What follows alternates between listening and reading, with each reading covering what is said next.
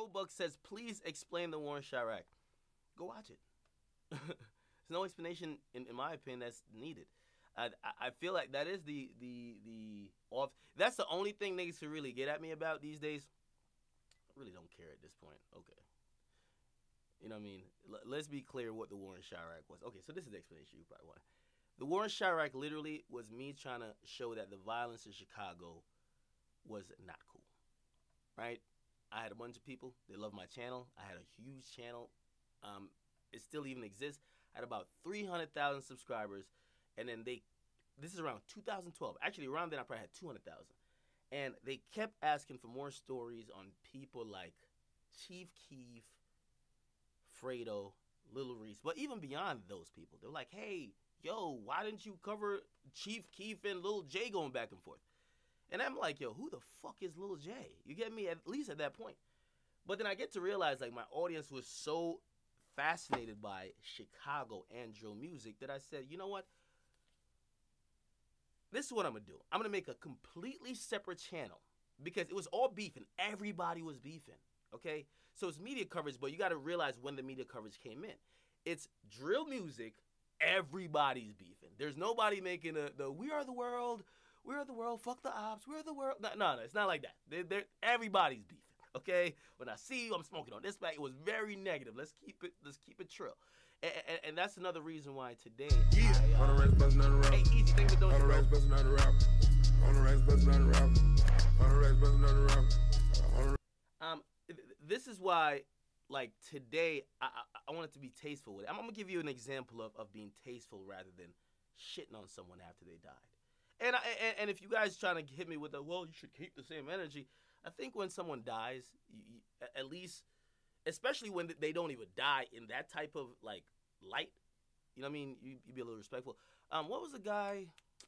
He was getting shot a bunch of times, and he would, like, make videos bragging about, like, the fact that his shooters couldn't shoot him or kill him.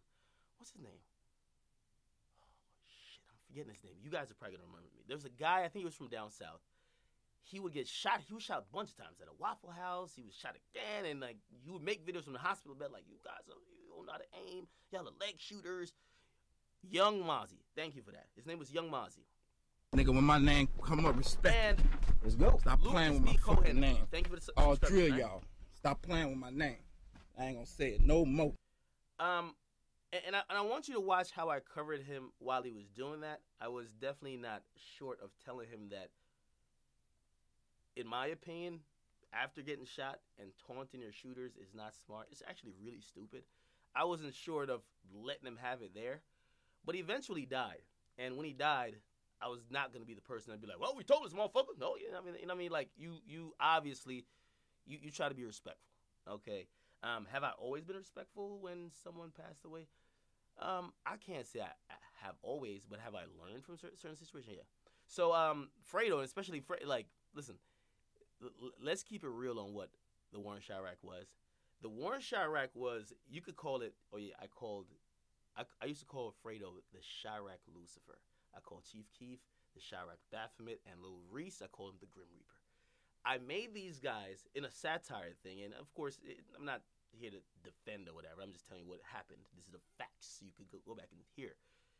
I made these guys, like, bigger than life in terms of music and, like, this whole, like, dichotomy of war that they were having. Because, you know what I mean, for the fans, you were thinking about it musically. Oftentimes for them, it was pretty real. So when I'm saying stuff about Fredo, you might be laughing, but I'm hyping him up. Usually, like, people like Lil J, they dislike me because they're like, hey, why are you making these guys seem bigger than life? You get me? Like, Chief Keef, what I used to say about Lil Reese. When Lil Reese tweets you, it's a rap. So again, it was satire.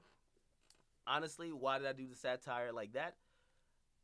It felt like, I remember seeing fans of Chief Keef celebrating when Little JoJo died. And that really puzzled me.